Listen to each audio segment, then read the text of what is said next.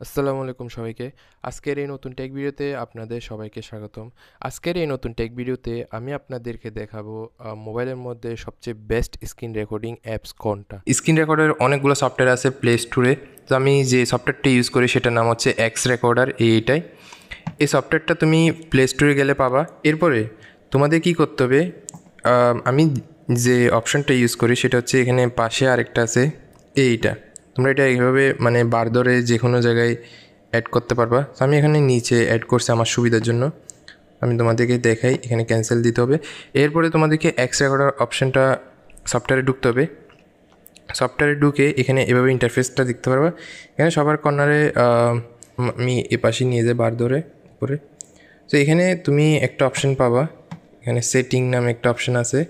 এই সেটিং অপশানের মধ্যে গিয়ে এখানে তোমাদের যেগুলো কিছু সেটিং করতে হয় এগুলো তোমরা নিজেরাই করতে পারবে। সো আমি অপশানটা দেখাই তোমাদের কোথায় আছে এটা। তো এইটা অপশানটা হচ্ছে তোমার এটাতে ক্লিক করার পরে তোমার মানে ওই অপশানটা শো করবে। দেখো আমি যখন অপশান এটা ক্লিক করছি ওইটা থাকবে না, মানে প্রথমে যখন সফটওয়্যারে ঢুকবে তখন এভাবে থাকবে। তো অপশান এটা ক্লিক করলে এখানে মানে কমলাটা একটু বেশি দেখাবে, তখন তোমার পাশে এই লোগোটা চলে আসবে। তো এই লোগোটার মাধ্যমে মানে আমি অ্যারো চিহ্নগুলো দেখাই। তা এখানে তোমার অনেক ধরনের চিহ্ন আছে, একটা হচ্ছে এইটা অ্যারো চিহ্ন, আরেকটা হচ্ছে তোমার গোল, আরেকটা হচ্ছে তোমার স্কোয়ার শেপ, আরেকটা হচ্ছে তুমি কালার ইউজ করতে পারবা। এবার এখানে কালার বিভিন্ন কালারও ইউজ আছে। আবার এটা সাইজও মেনটেন করতে পারবা, তুমি বড় সাইজ ইউজ করতে চাচ্ছ না ছোটো সাইজ। আমি একদম ছোটো রাখতেছি।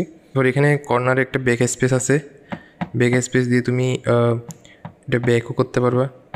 এবার ব্যাক স্পেস দিয়ে এখানে একটা ড্র করছি, এটা তুমি ড্র করতে পারবা। এটা আবার ব্যাক স্পেস দিয়ে তুমি রিমুভও করতে পারবা। তারপর তোমার আরেকটা কথা, তুমি যখন বারটা ওপেন থাকবে, তুমি যদি আশপাশে যদি কোনো সফটওয়্যার ওপেন করো ওটা ওপেন হবে না। প্রথমে তোমাকে এখানে ক্রসের মধ্যে ক্যান্সেল দিতে হবে, দেন তুমি ওখানে যাও, সব জায়গায় মানে যেতে পারবা। সো এটা হচ্ছে প্রসেস। তো এটা ইউজও একটু একটু ডিফিকাল্ট হবে প্রথমে যারা ইউজ করে তারা, এরপরে আস্তে আস্তে আয়ত্ততে চলে আসবে। তো তোমাদের অ্যারো চিহ্ন দেখাতে হচ্ছে, এখানে ক্লিক করবা, এভাবে দেখাবে। এভাবে দেখানোর পরে তারপর তোমরা আবার ব্যাক স্পেস দিয়ে অথবা ক্যান্সেল দিয়ে এরপরে এখানে ঢুকবা। কারণ তুমি সাথে সাথে মনে করো তুমি অ্যারো চিহ্ন দিছো, এরপরে এভাবে ক্লিক করলে কিন্তু আর ঢুকবে না। কারণ তুমি এখন এই চিহ্নটা মানে এই অপশানটা ইউজ করা অবস্থা আছে, সেখানে প্রথমে ক্যান্সেল দিয়ে এরপরে ঢুকতে হবে। তো এইভাবে তোমরা স্ক্রিন রেকর্ডের মাধ্যমে তোমাদের ইনফরমেশনগুলো শো করতে পারবা। সো তোমাদের এই প্রসেসটা করতে যদি কোনো প্রবলেম ফেস করে থাকো তাহলে আমাকে কমেন্ট বক্সে জানিও, আমি এটা সলিউশন নিয়ে আরেকটা নেক্সট ভিডিওতে তোমাদেরকে সলিউশনটা বলবো।